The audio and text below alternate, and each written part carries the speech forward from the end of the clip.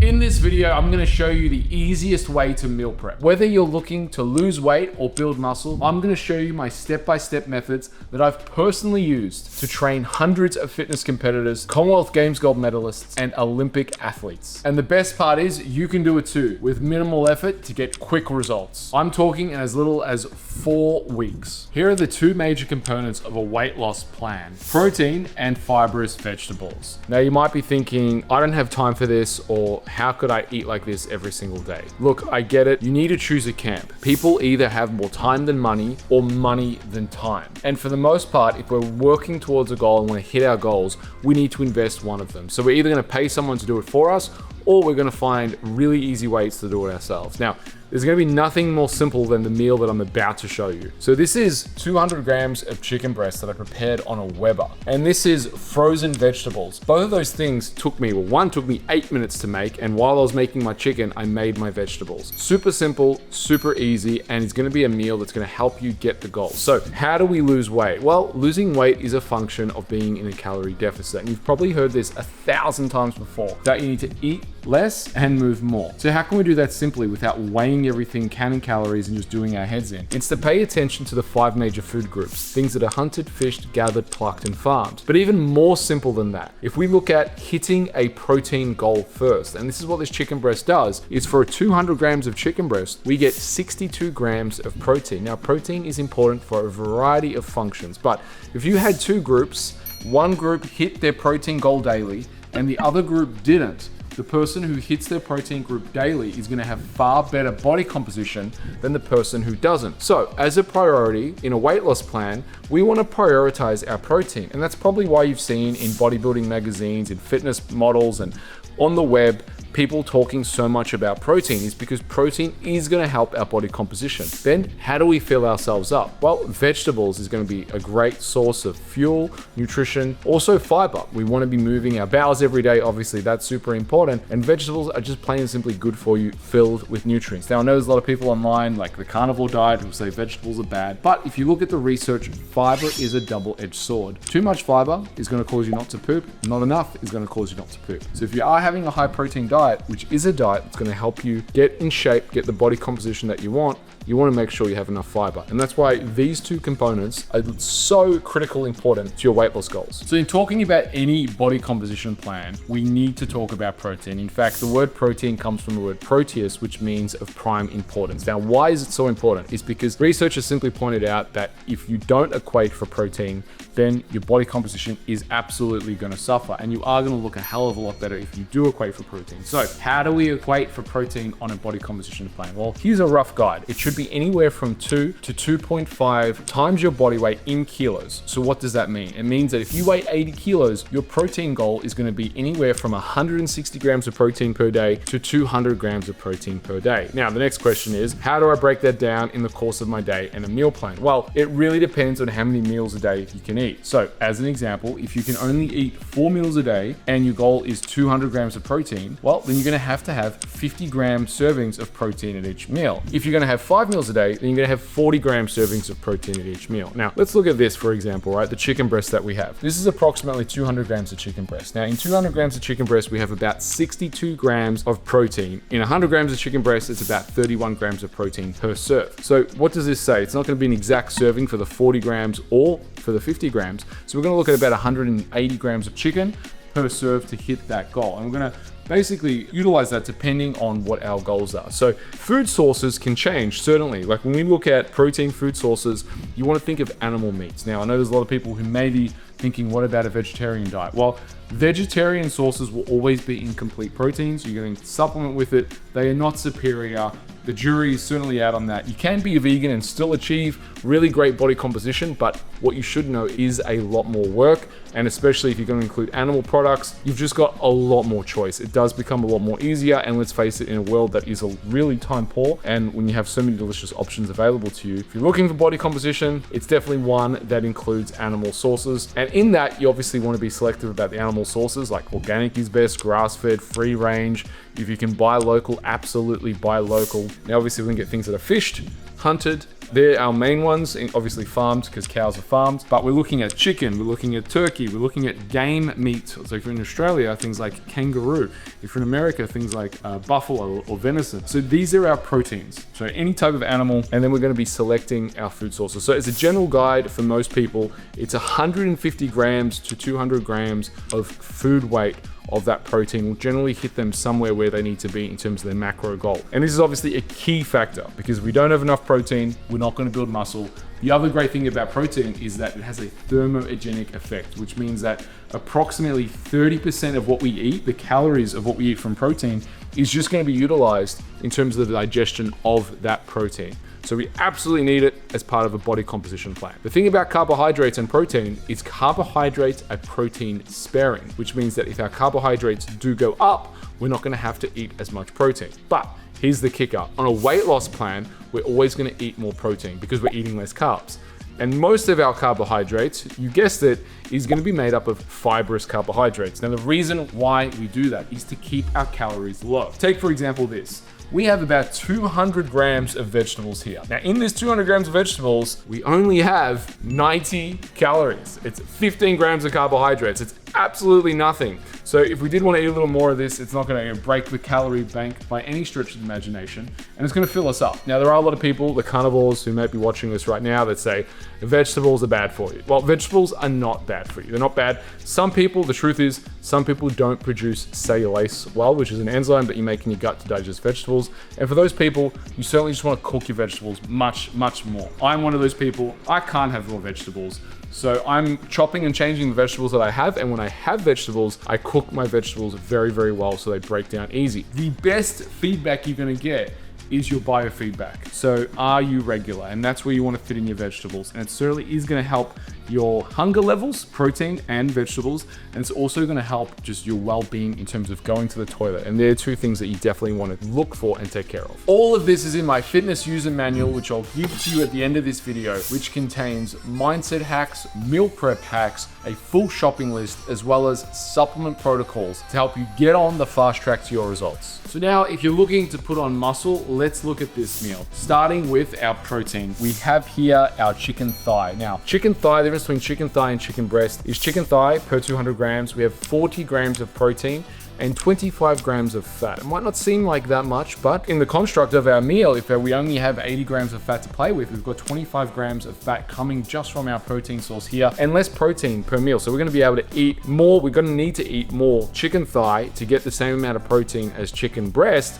but now we have the fat to contend with. And there's 25 grams of fat in our chicken thigh compared to 7 grams of fat in our chicken breast for the same serve. Fat is obviously nutritionally dense. If we are looking to put on muscle, we want to bring up our calories, and it can definitely be our friend in that as well. As also, fat is very, very important in terms of making cholesterol, in terms of making hormones, in terms of getting our testosterone optimal. The next part of this is we have our carbohydrates. So here we have 275 grams of white potato. Now, in this 275 grams of white potato, we get 50 grams of carbohydrates, and we're going to finish it off with our salad, which again is packed full of fiber and only 50 calories. And really, we're having this as a filler. We're getting the micronutrients out of this, the nutrients that we need from vegetables, and also the fiber that we need to make sure that we're pooping. What are our alternatives for salad? Well, it really comes back to your imagination. It's easier in terms when it comes to vegetables and fibrous vegetables, it's actually easier for me to say what it's not.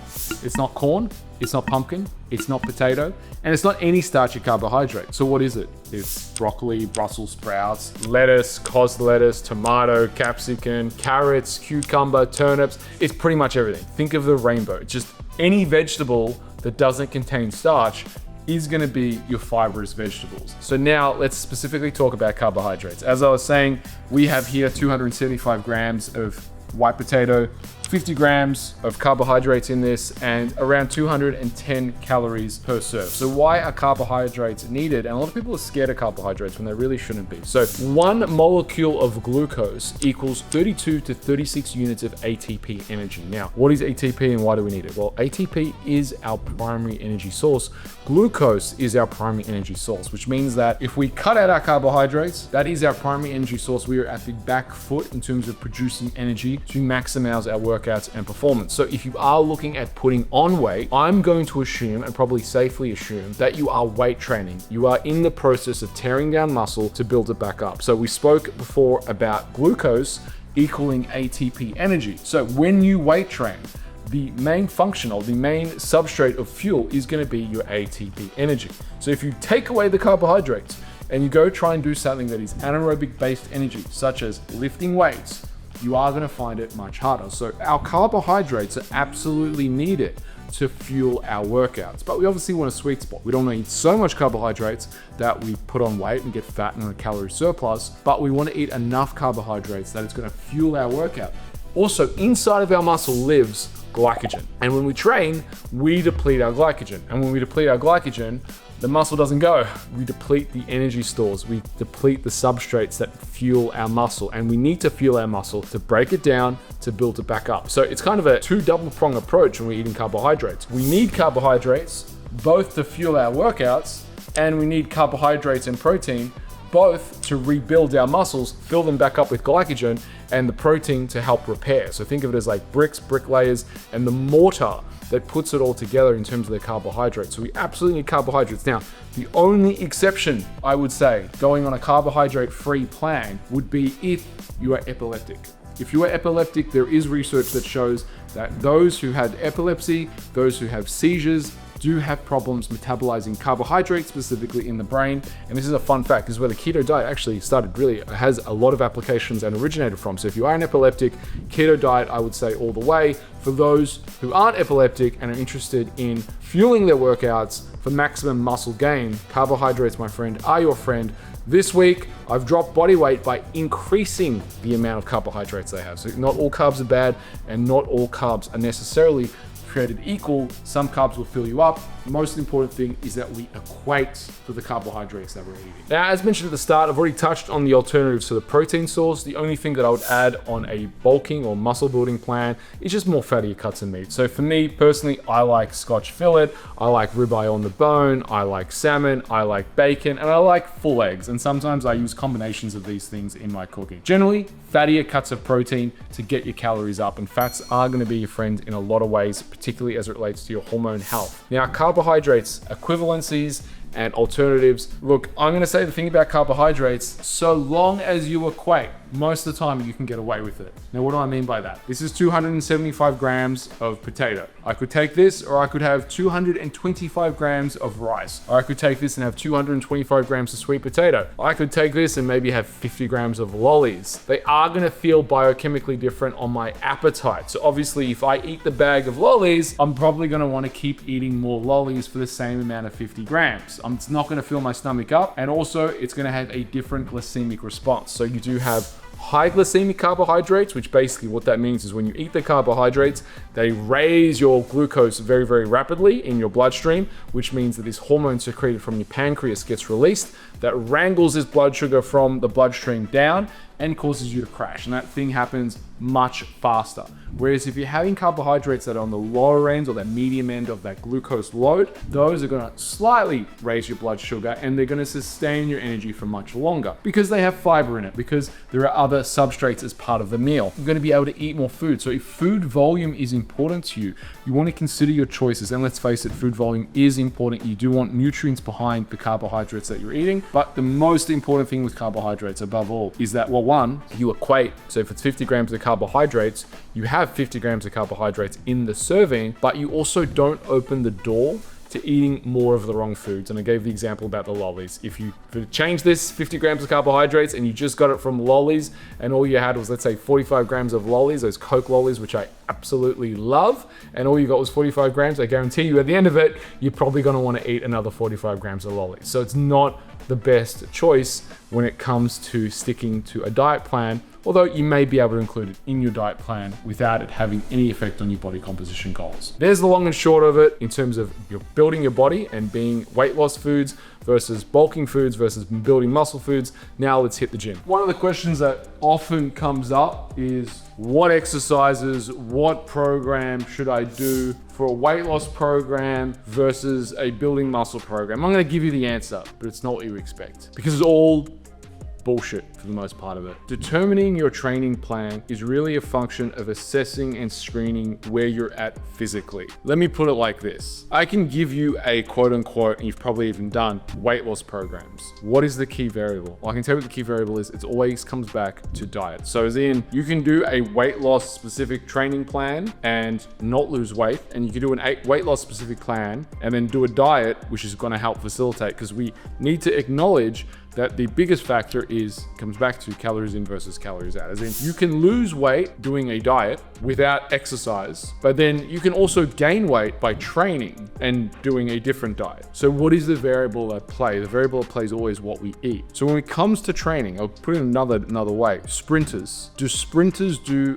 weight loss programs? No, they don't, but they are the leanest athletes all year round in the world because speed does not tolerate body fat percentage. Athletes don't do a weight loss work. It is a function of them exercising and performing. So if a sprinter has a constraint around their sprinting, they don't go, oh, well, I need to lose weight. They say, well, what is slowing me down? What work in the gym do I need to do? Is it my upper body is too weak? Is my acceleration and power from the floor?